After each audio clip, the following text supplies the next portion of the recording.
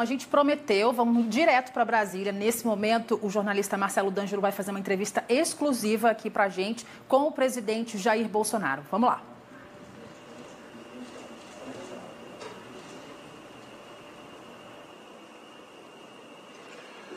Muito bem, estamos ao vivo, direto do Palácio do Planalto, aqui em Brasília, capital federal, no Distrito Federal. Presidente Jair Bolsonaro, muito obrigado pela gentileza de nos atender, a reportagem do Band News TV, pela gentileza com o Grupo Bandeirantes de sempre.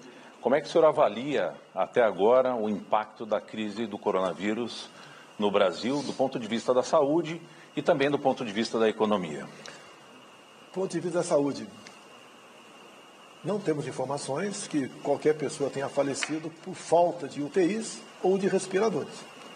Então, o governo federal abasteceu estados e municípios com recursos mais do que suficientes para que esse problema fosse atenuado. Obviamente, os números não dizem com a realidade.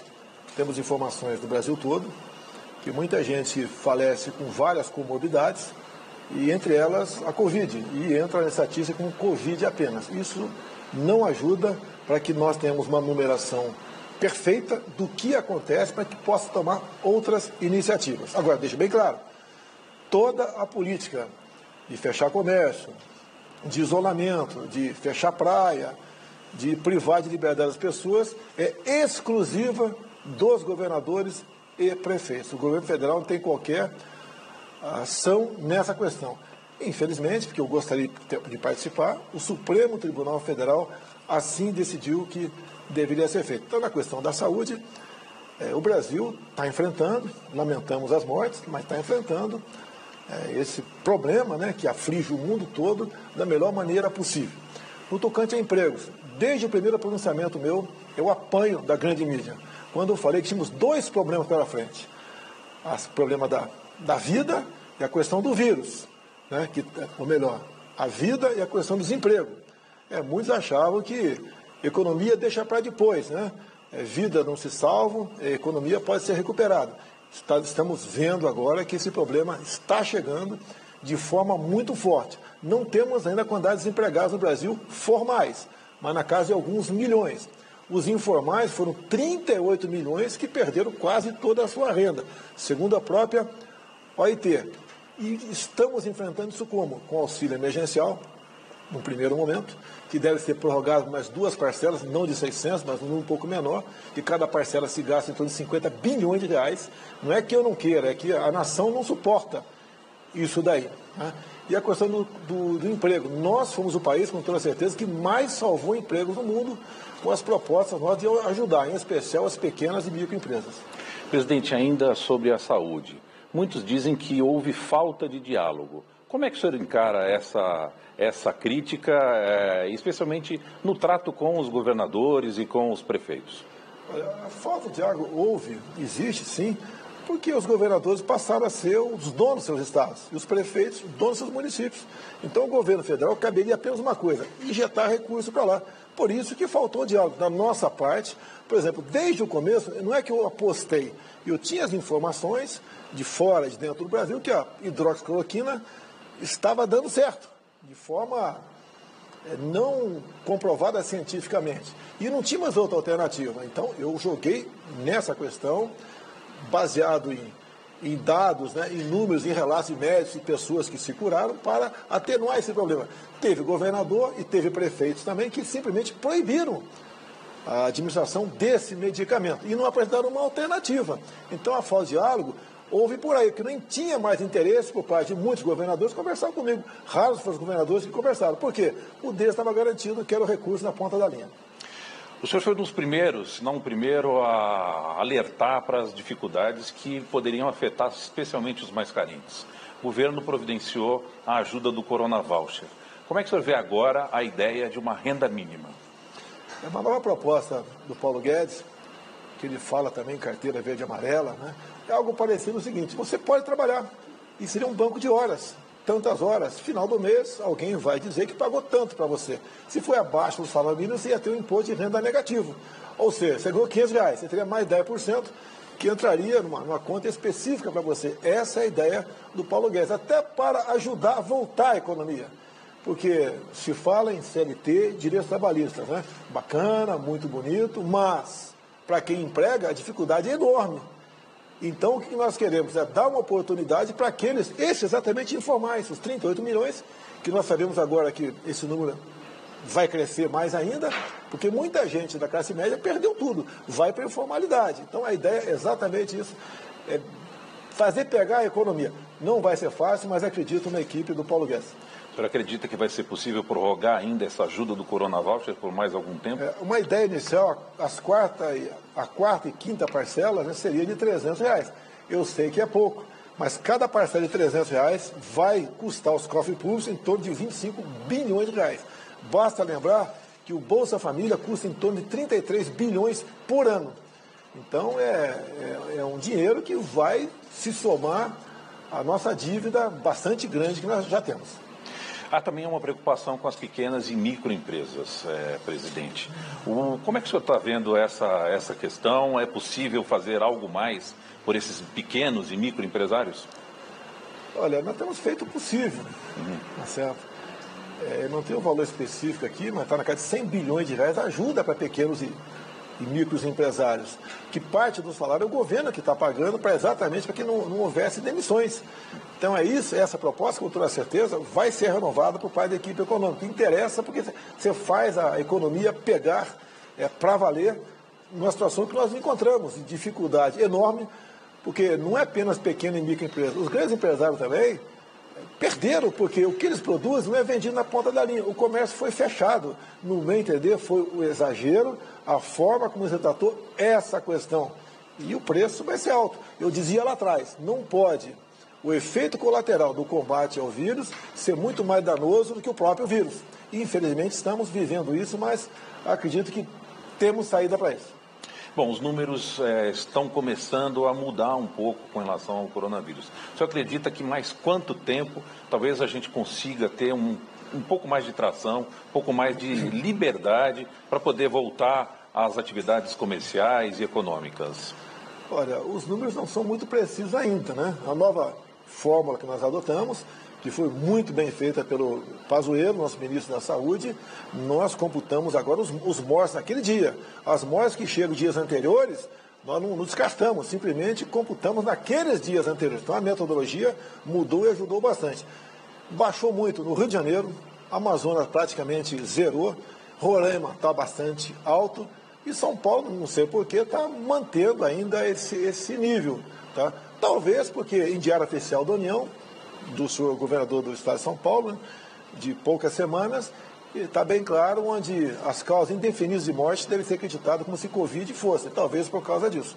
Agora, a tendência é diminuir como um todo, sim. Estamos notando isso aí.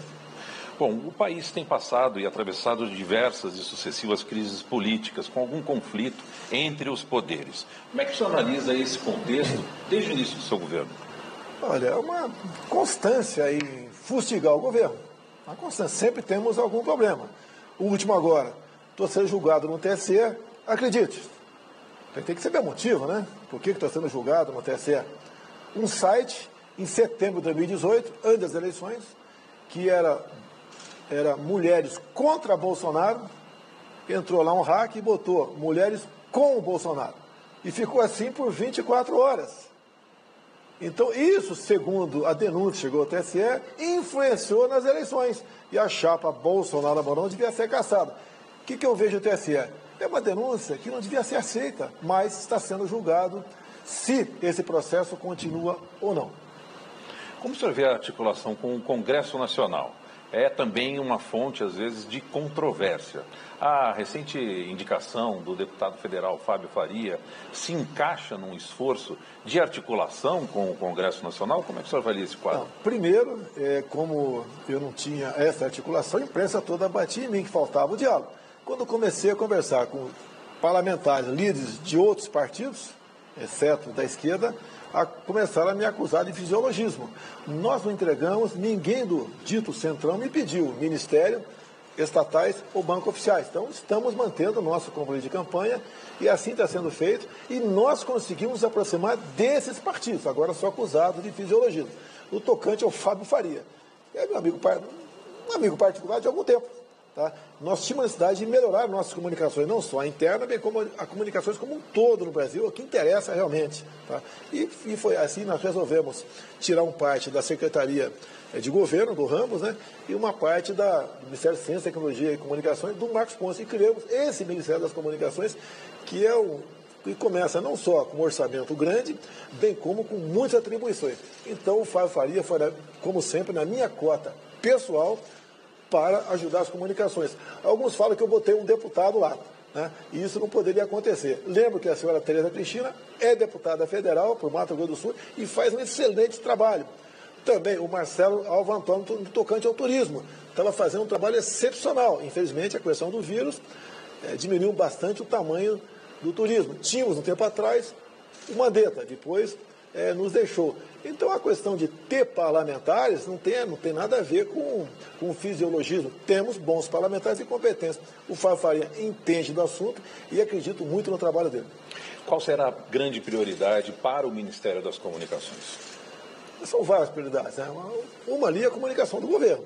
O resto é compor no Brasil todo nessa questão, que afinal de contas as comunicações são muito importantes no nosso país. Rádios comunitárias, concessões, tudo isso aí vai passar pelo crivo dele e eu tenho certeza que fará um bom trabalho nessa área. Afinal de contas, né? As comunicações são importantes em qualquer país democrático. O senhor mencionou o ex-ministro Luiz Henrique Mandetta.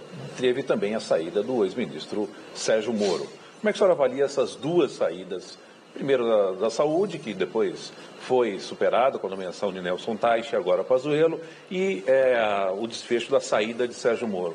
Foram crises? O senhor se arrependeu de alguma coisa? Como é que o senhor pode avaliar? O Mandetta é um bom comunicador. Ele tinha um excelente contato com uma mídia muito especial, conhecida por todos aí. E em cima disso, basicamente, ele ajudou a potencializar o pavor pregado junto à população que interessava para essa grande rede de televisão. Por isso ele passou a ser um queridinho daquela mídia e ganhou seu espaço. Só que, com o tempo, né, ele começou a se julgar mais importante que o presidente. E a última entrevista dele, que foi no Fantástico, gravada aqui em Goiás, ele disse que o povo, né, vai ter que decidir se houve o presidente ou o ministro. Aí foi um ponto final, game over para ele, vai ser feliz na sua nova função. Veio o Teich, ficou 30 dias por questão pessoal, resolveu nos deixar. E o Jean Pazuello está fazendo agora um brilhante trabalho na saúde.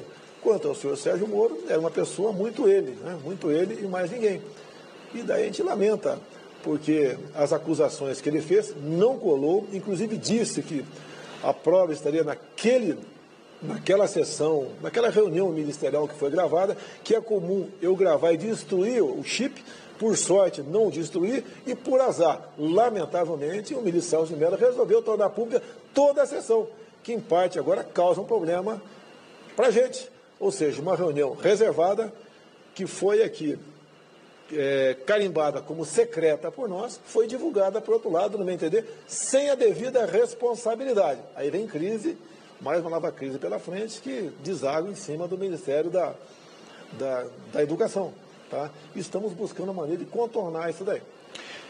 Sobre o Ministério da Educação, presidente, no final de semana o país voltou a registrar manifestações e protestos. Aqui em Brasília os protestos estavam proibidos e o ministro da Educação participou do protesto. Qual é a avaliação que o senhor faz desse contexto? Primeiro, eu não coordeno e nem convoco nenhuma manifestação. Todas as vezes que houveram manifestações e foram pacíficas, de apoio ao meu governo, eu compareci aqui e cumprimentei o povo. O mínimo que eu poderia fazer.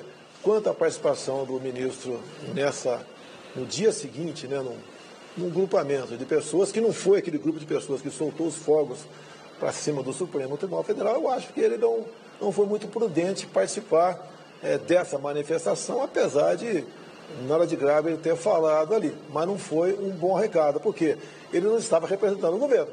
Ele estava representando a si próprio. Então, como tudo que acontece cai no meu colo, mais um problema nós estamos tentando solucionar com o senhor Abraham Van Trauben. Com relação ao Supremo Tribunal Federal, o senhor mencionou também, existem 2 inquéritos correndo lá no Supremo. O senhor tem acompanhado esses processos? Como o senhor pode avaliar a tramitação desses inquéritos? O inquérito do ministro Alexandre de Moraes, Exato. Olha, a própria senhora Raquel Dodge pediu por 2 vezes seu arquivamento, por inconstitucionalidade. O atual PGR, Nelson Aras, também pediu o arquivamento. É um inquérito que serve para interesse apenas dele. Tá? Ele é a vítima, ele interroga, ele julga e ele condena.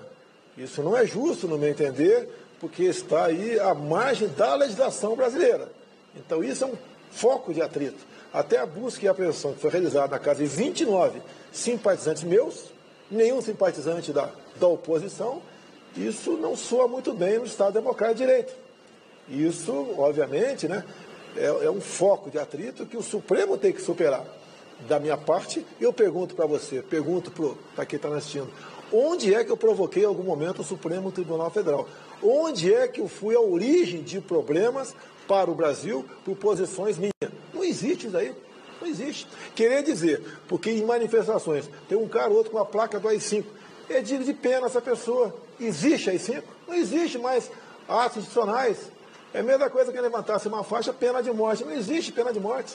É a mesma coisa, intervenção militar, artigo 142. Não existe intervenção militar. O artigo 142 nem precisava o senhor Luiz Fux, monocraticamente, atender um pedido do PDT. O partido tem ligação com o Partido Comunista Chinês, para dizer qual é o papel das Forças Armadas. Como se o nosso alto comando das Forças Armadas fossem pessoas que não soubessem qual o seu papel numa democracia. E nós, militares das Forças Armadas, que eu também sou militar, somos os verdadeiros responsáveis pela democracia em nosso país. Nós jamais cumpriríamos ordens absurdas, mas também jamais aceitaríamos um julgamento político para destruir um presidente democraticamente eleito. Presidente, o senhor tem reiterado a manifestação de que não existe essa possibilidade de um golpe militar ou de uma intervenção militar. Porém, em alguns momentos, em algumas entrevistas de ministros ou de representantes do governo, vem a palavra mas e as pessoas acabam ficando em dúvida. O senhor pode esclarecer definitivamente isso? Sem problema nenhum. O próprio julgamento no TSE. Acabei de falar o motivo do julgamento, com todo respeito, Marcelo, sei que não devo fazer pergunta a você, mas me julgar por uma página que ficou fora do ar por menos de 24 horas para caçar a chapa Bolsonaro-Mourão, é inadmissível isso daí. Isso, no meu entender, é começar a esticar a corda, é começar a alimentar uma crise que não existe da nossa parte. Outra, eu vou dar golpe. Como é que eu vou dar golpe se eu já sou o presidente da República? Se eu já sou o chefe supremo das Forças Armadas? Você viu algum momento eu falando em conteúdo social da mídia, como acontecia em governos anteriores? Nunca se ouviu falar isso aí. Eu fui o presidente que mais se expôs junto à imprensa. Inclusive fazíamos aqui, periodicamente, uma reunião com todos eles. Até que alguns começaram a abusar. E quando eu falei no ouvido de uma pessoa uma questão e foi pego lá, e o pessoal resolveu potencializar e criticar por causa daquilo, acabou, não vamos dar mais entrevista. O que eu falo particularmente para alguém é entre eu e ele, ponto final. É como uma reunião de ministros. É inadmissível se externar, publicizar uma reunião de ministros, onde tratávamos de assuntos específicos, né? E eu disse nos autos que eu poderia sim explicitar tudo o que eu falei, não o que os outros falaram, mas lamentavelmente entendeu de forma diferente o senhor Celso de Mello e uma pequena crise está instalada no Brasil, que eu espero que se resolva o mais rapidamente possível. Presidente, no ano passado o governo conseguiu avançar numa pauta muito importante que foi a reforma da Previdência. A reforma tributária e administrativa chegou-se a se conversar um pouco. Veio a crise e essas reformas ficaram de lado. O senhor acredita que é possível retomar essa pauta, uma pauta importante para o Brasil? A reforma tributária é complicada. Porque quando entra no parlamento, os interesses de governadores, de prefeitos, do próprio governo federal, de outros grupos, porque eu falo do Paulo Guedes. Ele tem que ser uma reforma que possa ser aprovada. Tá? O Paulo Guedes está caminhando nessa direção, que a reforma perfeita nós estamos tentando há 30 anos, pelo menos, o tempo que eu estava dentro do parlamento, e não se consegue chegar a bom termo. A reforma administrativa também. O que eu tenho falado para a nossa equipe? Tem que fazer primeiro um bom trabalho de mídia, porque chega no final da linha algo completamente distorcido. Por exemplo, eu não estou acabando com isso, nós não queremos acabar com a estabilidade do servidor, mas a partir do momento que você bota na proposta que a partir de agora não vai ter mais estabilidade, o que chega para todos os 12 milhões de servidores do Brasil, que eu estou quebrando aí, eu estou aí acabando com a estabilidade deles. Então é um desgaste muito grande.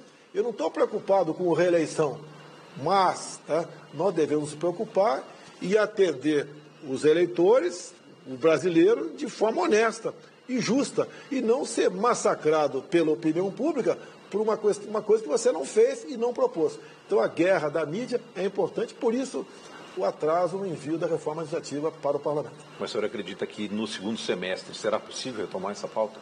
O segundo semestre, eu acho que acaba em novembro, né? Porque as eleições devem se acabar. Então, acabou o ano. Isso, com toda certeza, fica para o ano que vem.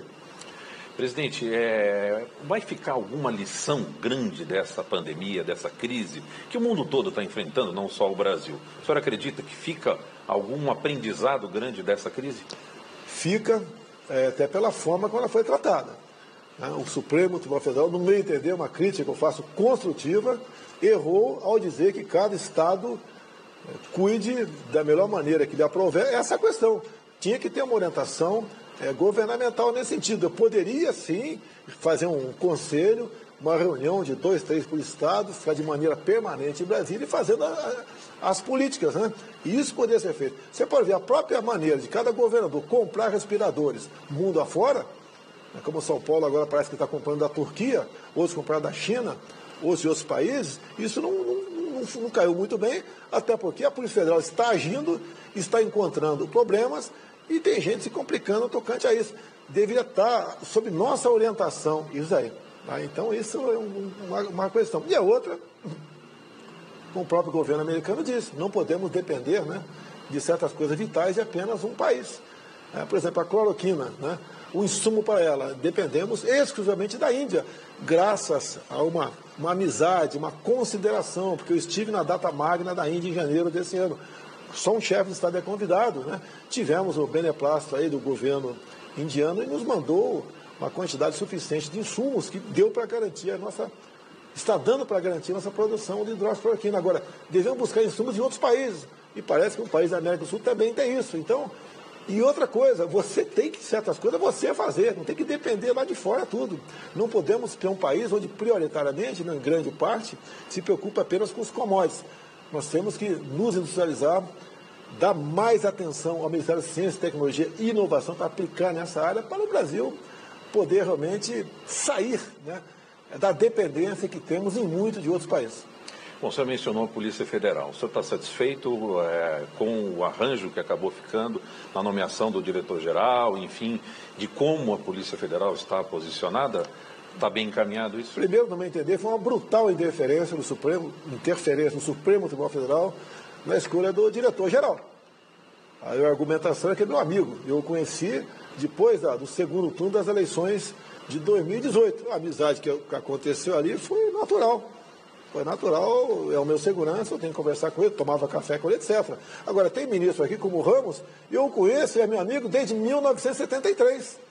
O próprio Fábio Faria. Então também não poderia ser nomeado. Mais uma brutal interferência do Supremo Tribunal Federal no Executivo. Tá? Não podemos realmente concordar com isso. Acho até que em algum momento eu estou sendo paciente e complacente demais. Tá? Não quero dar soco na mesa e afrontar ninguém. Agora, a gente pede sempre. Não afronte o Poder Executivo. Nós não queremos medir força com ninguém.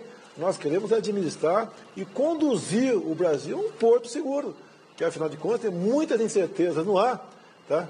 Que se nós, por exemplo, não estivéssemos dando aí os R$600 por mês, tá, a esses mais humildes, poderíamos ter problema seríssimo de ordem social no Brasil. Presidente, nós estamos chegando a 1 ano e meio do seu governo.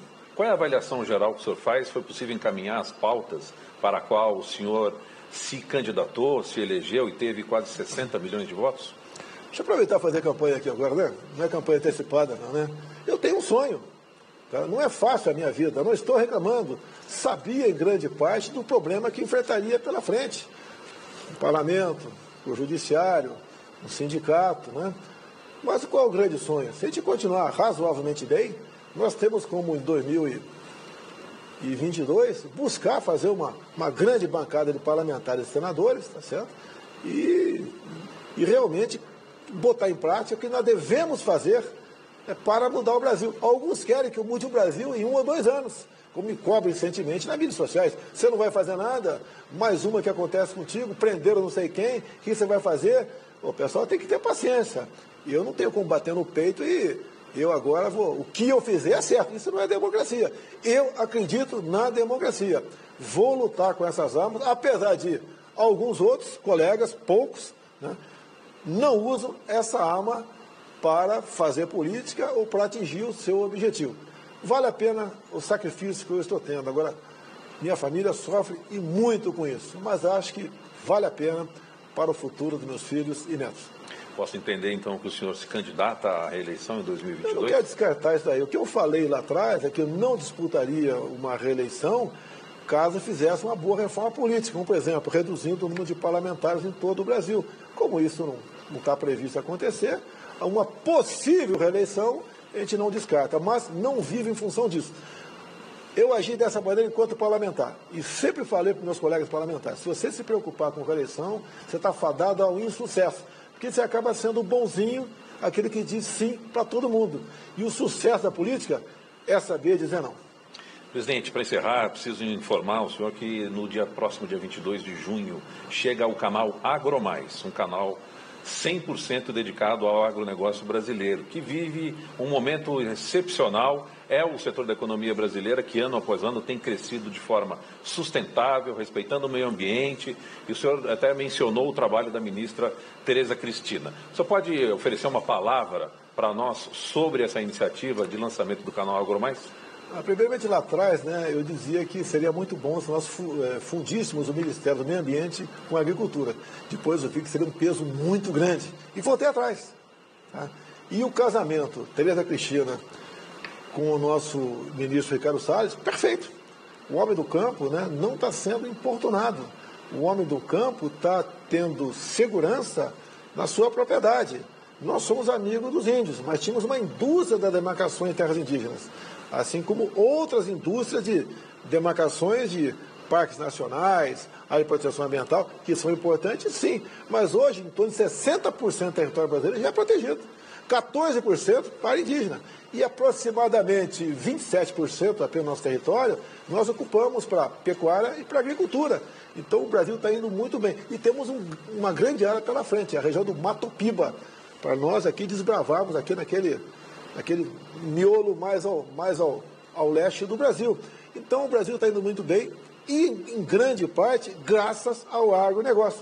Afinal de contas, se tudo parar, você pode sobreviver. Mas se algo do campo não produzir, nós pereceremos. Você acredita que o agro vai crescer ainda mais? Vai crescer mais. O mundo cresce na casa de 70 milhões de habitantes por ano. Tem países que procuram diversificar suas importações, como tive no mundo árabe. Eles estão intensificando o comércio para conosco. Você não pode depender de alimentação só de um país. Afinal de contas, pode ter uma crise naquele país, uma crise política, uma crise social, uma crise que venha da questão ambiental e faltar alimento para aquele país. Então, o Brasil é um país que desperta a atenção do mundo todo. E nós estamos investindo muito bem nessa área, também através da infraestrutura, junto com o nosso ministro Tarcísio de Freitas, que conclui até o final do ano que vem a ferrovia Norte-Sul, que você pega lá do Maranhão, Tocantins, Goiás e São Paulo. Ele conseguiu, junto com o nosso ministro Augusto Nardes, do TCU também, desregulamentar, vamos assim dizer, a malha paulista. São Paulo vai ganhar muito com o trabalho do taxista. O agronegócio, muito também. E nós podemos, obviamente, está prevista a ligação com o sul do Brasil. Então o país está indo muito bem. O Tarcísio está fazendo um excepcional trabalho nessa questão. Nos portos também. Os nossos portos têm batido recorde de exportação. As pessoas são escolhidas de forma técnica para essas áreas. Então o Brasil tem tudo para dar certo. E o agronegócio é a locomotiva da nossa economia. É uma grande bandeira para o Brasil no exterior, Sim. presidente. O senhor esteve na Índia, esteve na China, e me parece que com os Estados Unidos a conversa também é importante nessa área, não? É uma certa concorrência nossa com os Estados Unidos, né? Então, com a Índia, tem 1 bilhão e 300 milhões de habitantes. Eu tenho uma pergunta no ar, né? Por que na Índia o número de mortes foi lá para baixo? Lá é o país onde se tira o insumo da hidroxicloroquina. Então, eu pedi para nosso embaixador dar uma olhada lá e ver o que o governo Modi fez para que a taxa de mortalidade fosse lá embaixo. Se for a hidroxicloroquina, nós sabemos que aqueles aqui no Brasil, aqueles governadores que proibiram que fosse ministrada a hidroxicloroquina, tem a sua parcela de responsabilidade nesse número de mortes. O governo federal está isento no tocante a isso. Mas a Índia, existe sim um grande interesse nosso na questão do etanol e açúcar, né? E a Índia é um grande produtor disso aí e interessa por parte deles a tecnologia do etanol. Tivemos lá há pouco tempo, foi em janeiro, se não me engano, tratamos desse assunto. Agora, falta uma maior efetividade nisso, tendo em vista a questão do coronavírus, que dificulta essa troca de mercadorias, né? Hoje mesmo conversei com o presidente da Rússia, tratando de várias questões, carne de porco, carne de gado, entre outras questões. Então, não deixamos de fazer esse comércio com o mundo todo, interessa fazer o comércio com qualquer país do mundo, né, com raríssimas exceções, e estamos implementando isso aí. Em grande parte, esse trabalho de sapa, que eu chamo, né, o trabalho de vanguarda, vem do Ministério da Agricultura com a nossa ministra Tereza Cristina.